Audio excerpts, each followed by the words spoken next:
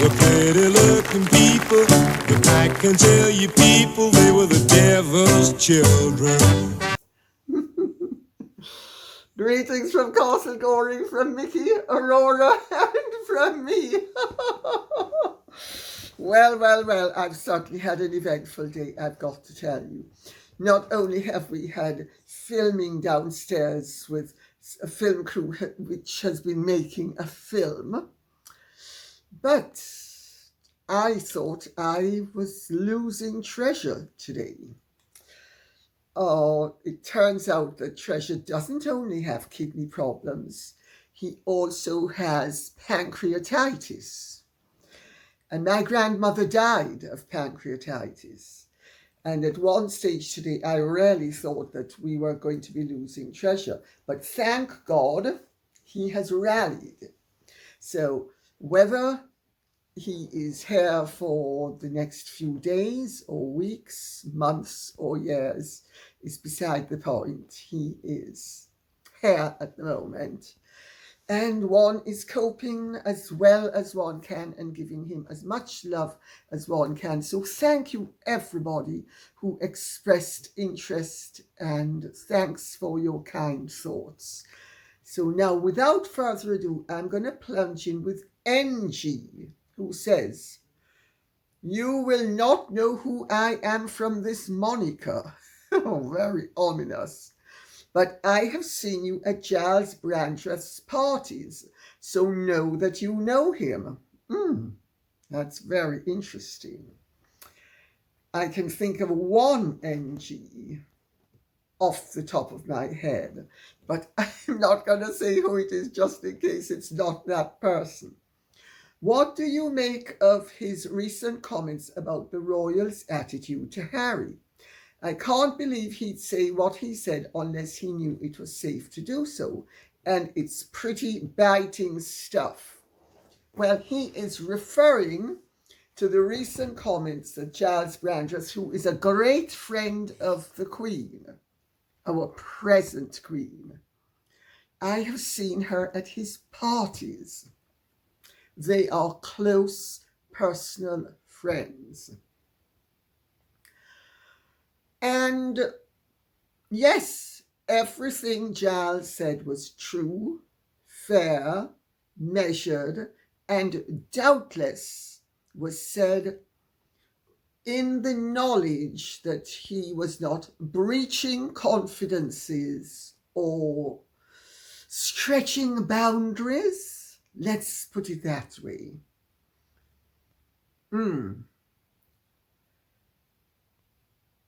He makes it quite clear that there are huge problems, but he also made an interesting point, which I actually am assured is 100% accurate. The royals are going about business as usual, and they are less focused on the minutiae. Well, let me rephrase that. They're less focused on their chain being jerked by Harry and Meghan than many members of the public who support them are. They are taking, as Gyles said, and I've said repeatedly, a long view of things. They're giving Harry and Meghan enough rope to hang themselves with, because Harry and Meghan have turned out to be very self-murderous. You notice everything they say, everything they do, ultimately rebounds on them, to their detriment.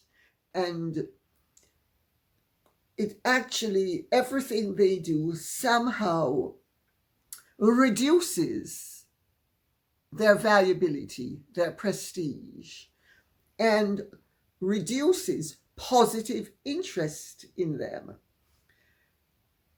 So I hope that answers the question.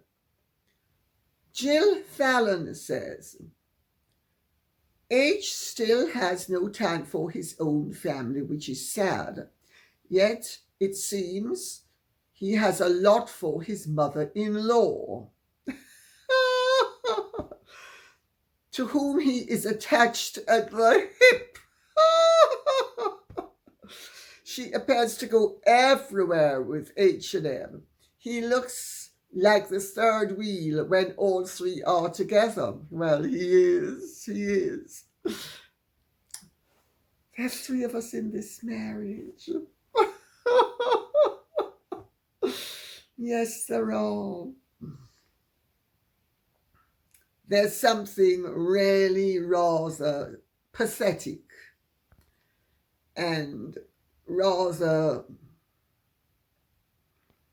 I don't want to sound snobbish, so I'm not going to say what I really think. But let me put it this way. The tone isn't right. But Harry loves mummies, and Harry loves attention, and Harry loves being yesed, and Doria yeses him to death, I am assured. And, oh, Harry, I'm Uriah Heep. And, yes, I mean, you're so unfortunate. Everybody hates you because they're racist, and they hate the fact that you have a proud, confident woman of colour. My daughter, I'm 86% Nigerian, and she's 43% Nigerian, notwithstanding the fact that there is no racial category called Nigerian. But we've just made it up as we go along. And, yes, they're all racist, Harry. They hate you because they hate me, because they hate Meg's baby. And they hate all of us because we're proud, confident people of colour. And, I mean, why do they call you a grifter? And why do they say those awful things about me? I mean, everybody knows that I have a clean stretch of a life. Yes, never been in any trouble at all. Shall we have another spliff? Yeah, come on, let's. Oh, yes, Doria. Yes. But Doria, this is superb weed. Well, hey, Harry, what did you think? I mean, who do you think loves you most in the world? After Meghan, who loves you almost more than anybody else has ever loved you. She loves you on a par with your mother. And shall I bring up the spirit of your mother, Harry? Yes, good. Ask Mummy if she thinks that we're doing well. Santeria. Oh, great, Diana. Oh, what are your feelings if you think that Harry and Meghan are doing well? Can you please flick my hand to the right? But Doria, that's fantastic. It did it automatically. And you had nothing to do with it. Of course not, Harry. I'd have nothing to do with it. I mean, it's an involuntary reflex, you know. I mean, you know what Meghan and I are like. I mean, she never Googled you. I never Googled you. I really know nothing about you except what's authentic and organic and what you've told me.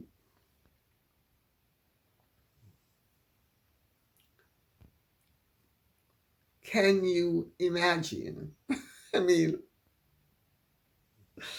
you talk about weird. I mean, and they don't do it through necessity. They do it through choice.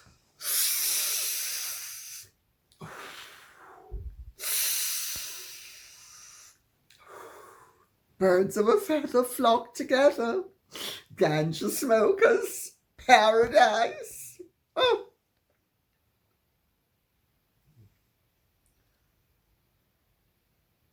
Betty Susu says, Lady C, did you see the clip of Meghan dancing at the Beyoncé concert? Whoa! Those stretch patches are miracle workers, aren't they just? She put one on, she's totally unstressed now. Just as how when she crawled up into a ball the day that she was actually at the Mayhew Animal Centre, from getting down on her knees, and when she popped up, so did the popping sound of Archie. And then that night they went to the Cirque du Soleil at the Albert Hall, and she was looking super glam in that midnight blue sparkly dress, and she was crying the whole time when the lights were down, but not one snapshot or photograph to prove it, but plenty to disprove, because she was beaming with delight. But then again, I suppose recollections do vary, as the late Queen put it. So, wow, those stretch patches are miracle workers. And for anyone who needed evidence that she is more white than black, there's the proof. Absolutely no rhythm. Thoughts, please. Wow.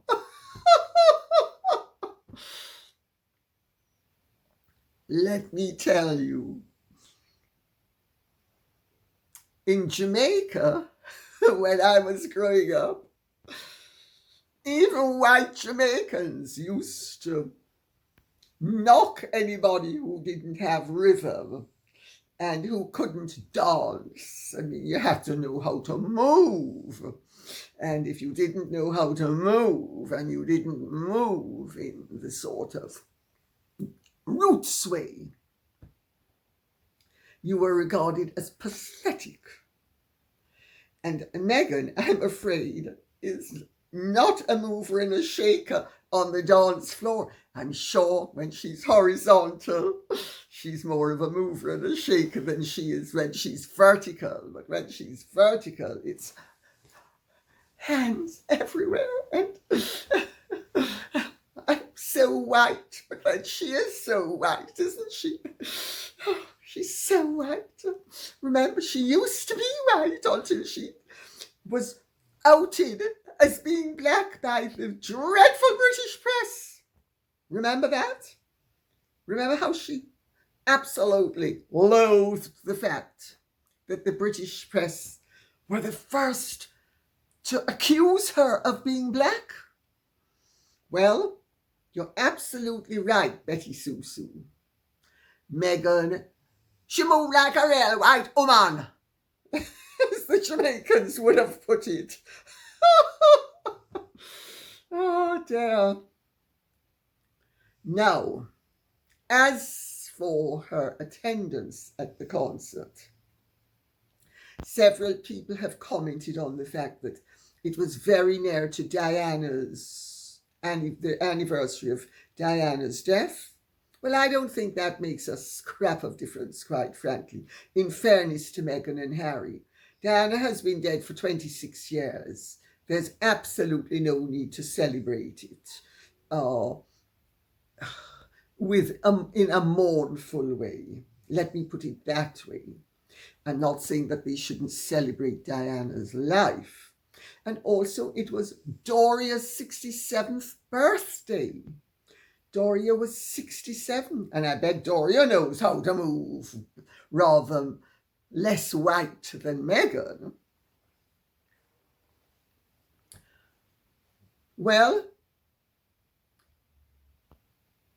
what has been going on is really interesting, because there were photographs leaked by Meghan and Harry's PR people and their followers, indicating that Meghan was having a fabulous time with Abigail Spencer. I mean, can you believe? God, I'm so classy. You know, I've dumped the British royal family and I picked up with Abigail Spencer, star of Suits. I'm so Beyonce. It's just beyond belief. I mean, talk about going from the A to the Z list. You notice they were in a box, and there were no photographs of them with Beyoncé. Why do you think that is?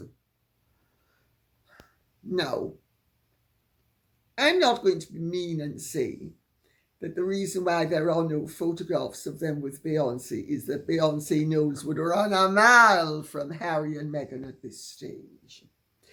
And that Meghan was yet again jumping on someone else's bandwagon, attaching herself to someone else's celebrity, getting herself into the newspapers on the back of someone else, as was Harry. I mean, I don't know what you think, but I think it's really rather déclassé for a British prince to be attaching himself to celebrities and on the back of them getting press attention when prior to Meghan's arrival, he was the eminent creature. And all of the Hollywood people were desperate to be photographed with him. Now, they can't even get a photograph with the stars. Have you noticed that? Because in the last few days, there have been 2 separate occasions when Harry and Meghan have been with famous celebrities. And the celebrities ran a mile, didn't receive them. I'll tell you how these things work. Normally, when you go to something, if you are of a certain stature, you go backstage. You are received backstage, either during the interval or at the end, very occasionally at the beginning. But by and large, at the interval or at the end. Harry and Meghan haven't been received by anyone. And he, according to the narrative that has been put out by their people, he was looking miserable on his phone, his hands in his pocket the whole time. But I gather that that's actually not true. That Harry was actually enjoying himself. But the way to keep the narrative going and to knock everybody else off the front pages is to have the mystery and the speculation. What's the state of their marriage? And as for Harry's other appearance, he and Meghan were supposed to be going to the Inter Miami Los Angeles Football Club match. And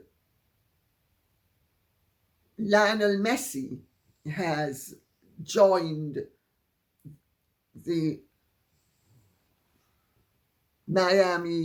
Inter Miami football team, which is part owned by David Beckham.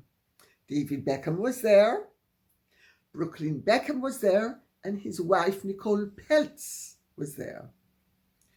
There are photographs of Brooklyn Beckham and Nicole Peltz studiously and deliberately ignoring Harry's arrival. David Beckham made sure he wasn't even in snapping distance. And again, no, they didn't receive Harry afterwards. Harry was not presented to anybody. Harry wasn't a part of the A-list. I mean, how pathetic is this? That a prince of the United Kingdom is being snubbed by a football player and a pop star. I mean, I ask you, you really couldn't make any of this up. And this is Meghan's idea of progress. And this is Harry's idea of a more desirable life than the life he chucked in. I mean, just takes your breath away, doesn't it? Kim Dagnall says, will Netflix continue going forward with the supposed trip of Harry's to Africa after the poor showing of the heart of Invictus? Well, Harry and Meghan's mouth organ, not amid scabies, Newsweek, which used to be a respectable magazine in the 1960s. I mean, there was Time and there was Newsweek, and every week we took them and devoured them because they were serious publications in those days. Newsweek was always lagged behind Time, but it was still a very respectable and desirable organ. Well, it certainly isn't anymore, but even they have reported rather gleefully, I detect, that the heart of Invictus has been a flop. It hasn't made any of the daily top 10 charts since it was released. Now that tells me, I don't know what it tells you, but that tells me that Netflix has not given it the push that it has given other things. I mean, even Meghan's Spotify was manipulated to be number one for the blink of an eyelid by maneuvering the figures and manipulating everything. It was never really number one, but for them to be able to say that they knocked Joe Rogan off his perch and Spotify was able to manipulate the figures for the blink of an eyelid. And Netflix has manipulated figures as well for Harry and Meghan, but they've stopped. Why have they stopped? Because my understanding is from people in Hollywood that they want water to seek its own level, because Harry and Meghan are difficult to work with. They are thankless tasks. They are not the stars they would like to believe they were. And Netflix isn't that eager to make them into the stars they would like to be, because Netflix is looking for a way out. If it can't get Harry and Meghan to be successful off their own merits, it's gonna cut and run. It may take a year, it may take 2, it may take 3, but they are ceasing to pump up Harry and Meghan. And this is one of the omissions that actually proves that that is exactly what they're doing. Because they could easily have pumped up Heart of Invictus so that it could have been even number 9, even for the blink of an eyelid, as Spotify did with Archetypes or archy-nonsense, whatever it was called. So, I think it will be very interesting to see if any Netflix project involving Harry and Africa actually materializes. It will be very interesting to see.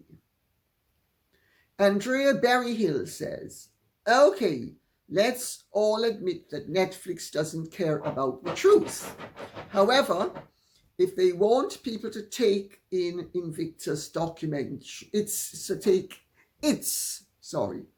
in, but it should be. If they want people to take its Invictus documentary seriously, they should have checked Harry. He's lived in a public life. It's easy to do. Harry is either quite delusional and believes all he says, or doesn't care about what comes out of his mouth. But Netflix does. Well, it does to the point that it's become embarrassing. If they were able to make money with it and run with it, and Harry can make as big a fool of himself and tell as many lies as he wants, and I was so traumatized by my time in Afghanistan, those 25 Talibans just traumatized me. Well, we've had his commanding officer and the head of the army make it absolutely clear that he can't have suffered from post-traumatic stress syndrome or disorder, because the fact of the matter is he was never near enough to any actual conflict to have any trauma that would result in post-traumatic anything. And of course, there are all of the other post-factual remembrances that he's come up with, and yet more, not only victimhood, but trashing his family and really making himself out to be a total idiot, which I think many of us have figured out he is. But does Netflix care about the truth? Netflix cares about ratings. Netflix cares about money. Netflix cares about trying to develop a product that will make them money. And my understanding is, you're not going to like hearing this, my understanding is that Netflix have decided that Meghan is a better bet to invest their time and efforts in than Harry.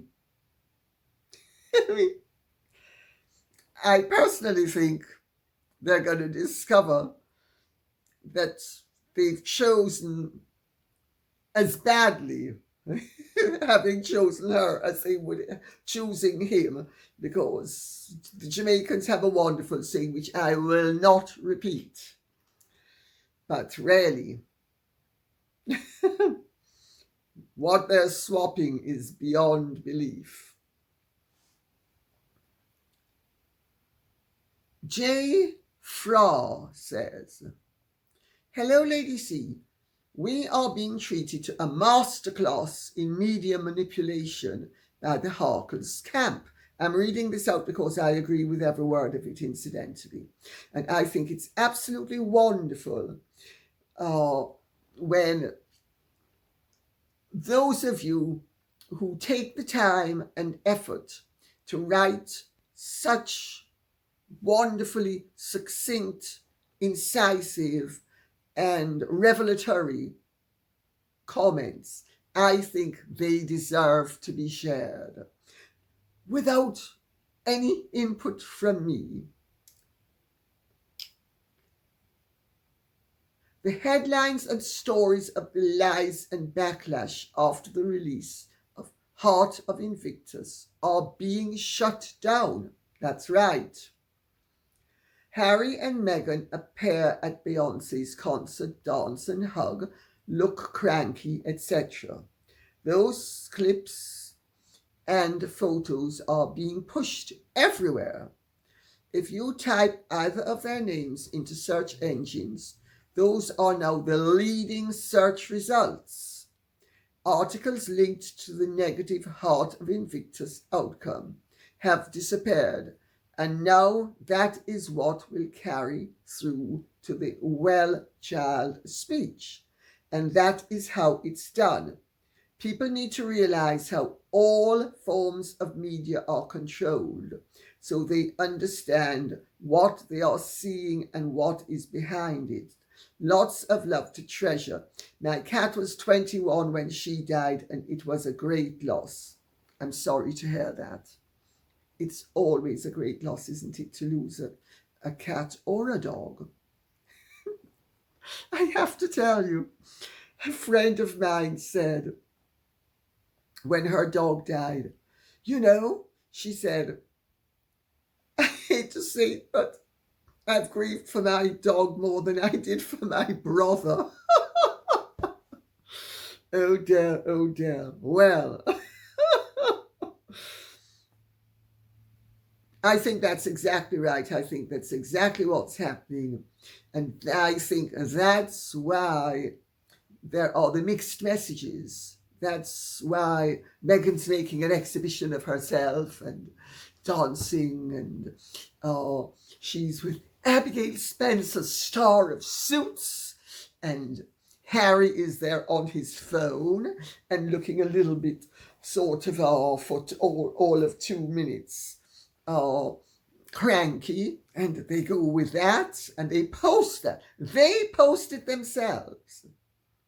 It is brilliant media manipulation. I have said it before, and I'm going to say it again.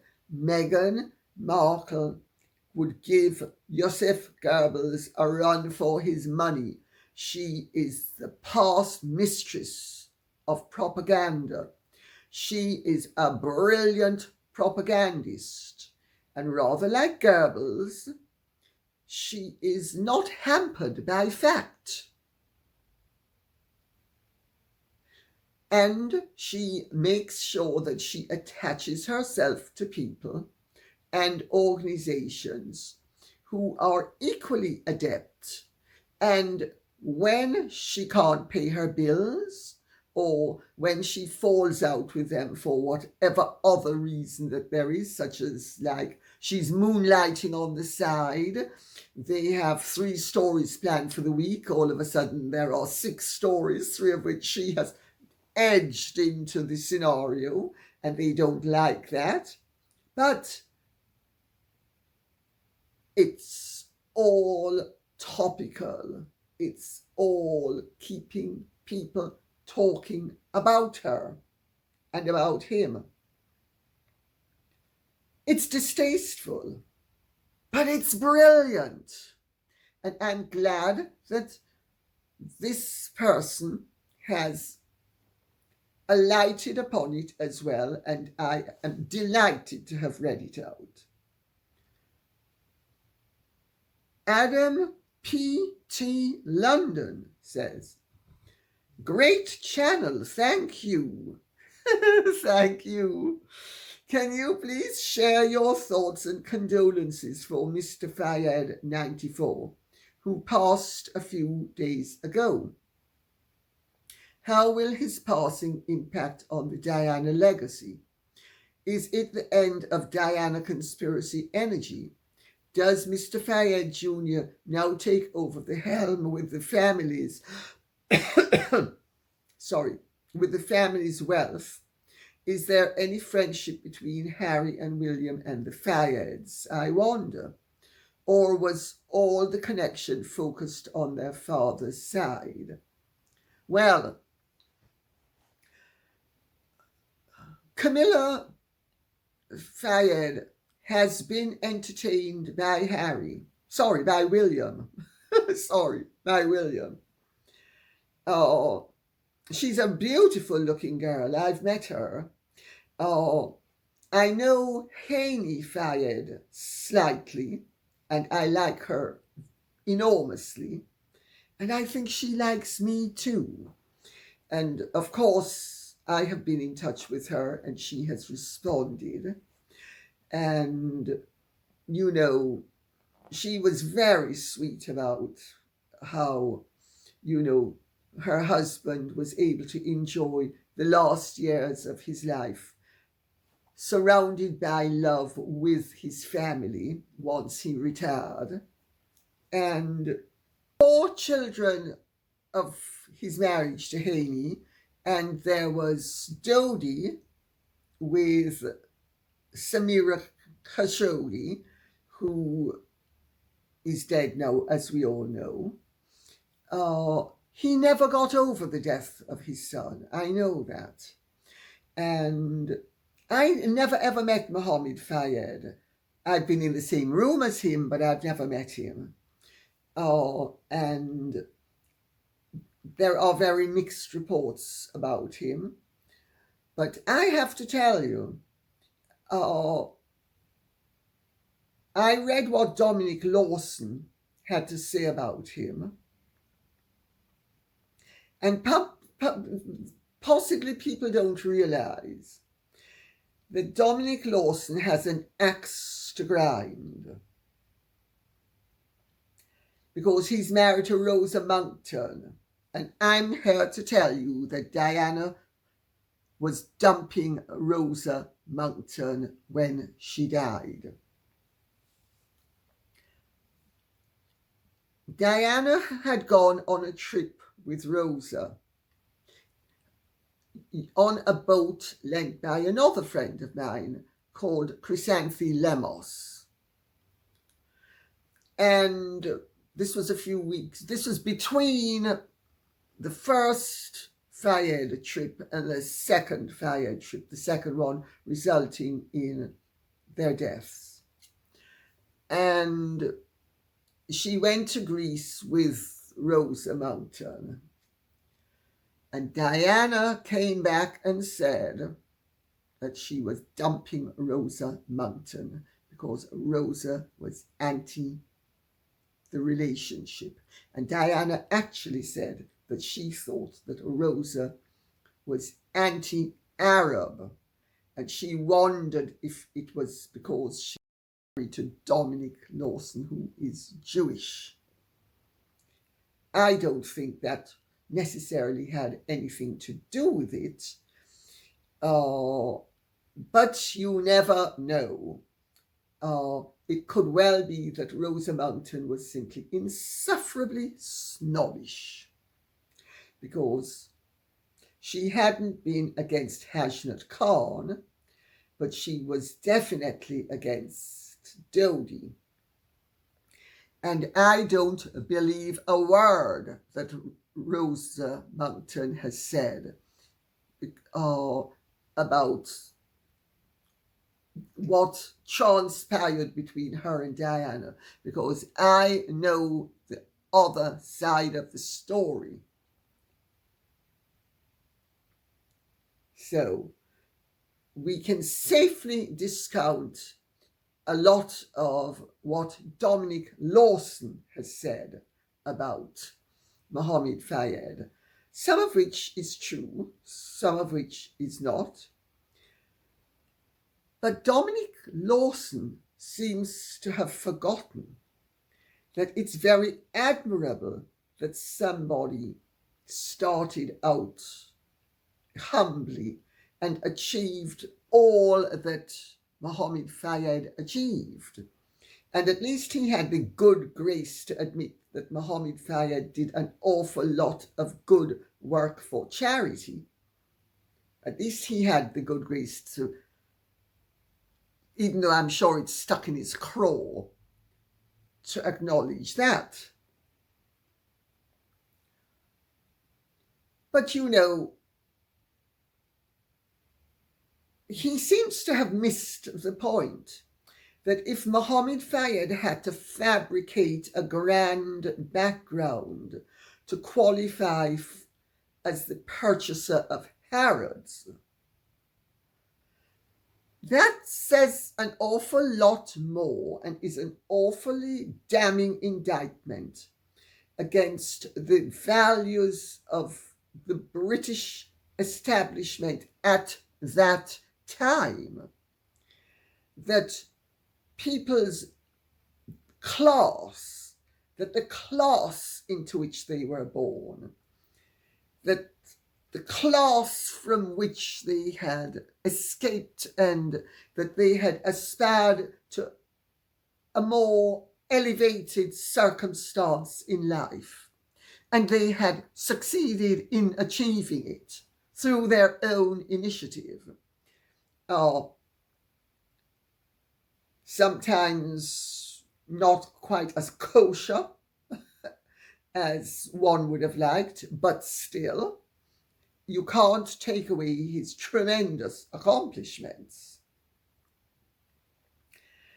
Well, Dominic Lawson, I found the article distasteful and insufferably snobbish. And let's remember, Dominic Lawson is not exactly aristocratic.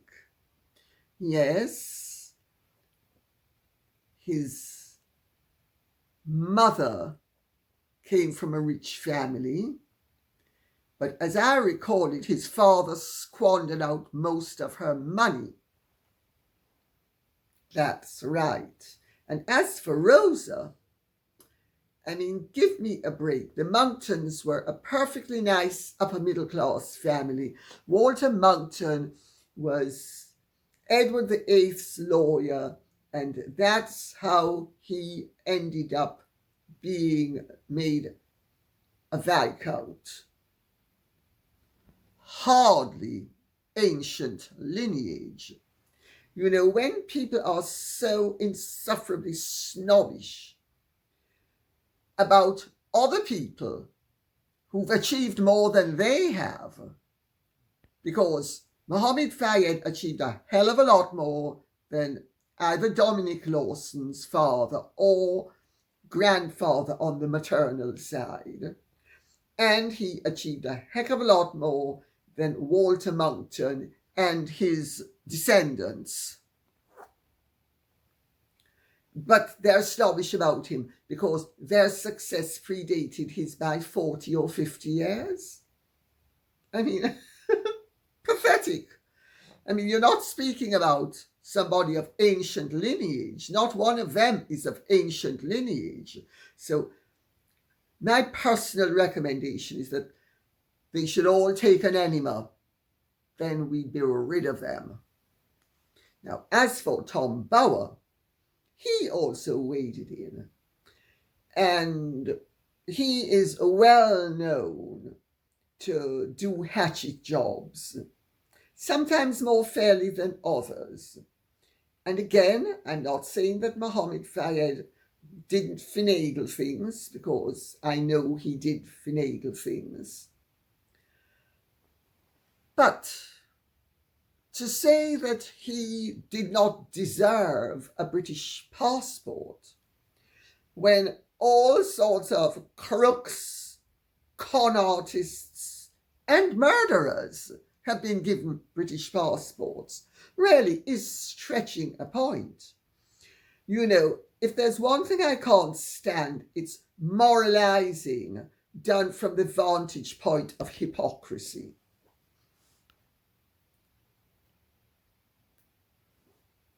Rita Farrell says, Dear Lady C, after your analysis of Diana's steely interior, I think she and the Queen Mother had this characteristic in common. Do you agree? I certainly do. And I'll tell you who else has it. Meghan Markle. Now, some people would say, I have it as well. I mean, I remember... This is a little story against me. Sorry. When I was doing my home study and being investigated to adopt in Britain, I had a lovely social worker who was Jewish, and she knew that my great-grandmother had been Jewish or born Jewish, and she became a Christian. And and the truth is, the Jews stick together. I mean, it is true. They really do. And I think that's a very nice thing. That I always think it's nice when people help each other out. And she said to me, she said, "You will make a wonderful mother." She said, "Don't waste your time trying to adopt in England." And she explained to me why. She said, "Look abroad and get babies. You will be a very good mother." She said, you're kind, loving, and ruthless." I said, "Ruthless?" She said, I was horrified. She said, "Oh yes," she said, "all good mothers are ruthless." I think what she was saying was that I do have a steely quality, and I will make up my mind based on the merits. And even if I would prefer not to have come to that conclusion, if it's the correct conclusion to come to, I will stick to it, which I do. That is, I think, the positive side of steeliness. Queen Elizabeth, the Queen Mother, by and large, performed true to that, shall we say, ethos? I mean, and when she didn't, she made sure she justified it on the basis of principle. Diana didn't really bother. Diana would justify it on the basis of feeling and of self-interest. And Meghan justifies it on the basis of victimhood, even though she is the perpetrator of all time. But yes, each of them has had a very steely quality to their personality. And in some ways it's good. Of course, if you are steely without a moral compass, that's terrible. But we won't go there now. And we're going to wrap up with Dawn Collins, who says, "Hi, Lady C." Hello, Dawn Collins. "Do you think when William becomes king that he will strip Harry of his princely rank? Should relations remain as they are or deteriorate further, and therefore leaving him his strife, sorry wife, and children as non-royals?" I think it's a distinct possibility. William is steely as well. William is like his mother. William is also very self-protective. And William moves very quickly. Don't take my word for it. Ask Lady Susan Hussey. I don't think I need say any more.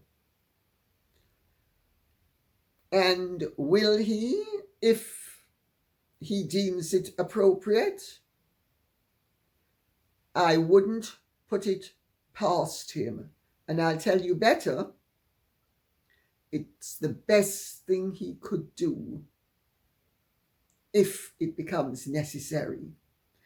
Because you see, there comes a point when if you don't act, you are complicit by failing to act. What has stopped anybody from really enacting to the extent that they should have enacted controls? has been Meghan and Harry playing the race card, and the awareness that there would be people all over the Commonwealth who are sufficiently uninformed and gullible as to believe that this was done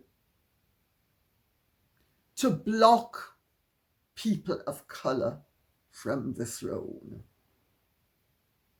That's been the real reason why the royal family has pussyfooted to the extent it has. I'm not saying that they wouldn't have, to an extent, been somewhat accommodating. I don't think that they would have stripped Harry of his title, because they never stripped Edward VIII of his title, although that's different, because Edward VIII had been king. Harry has not been king, and with a bit of luck will never be king. So, but really, it's the whole colour thing, and they're terrified of doing anything that would be able to give any of their critics a knife with which to eviscerate them. Let's put it that way.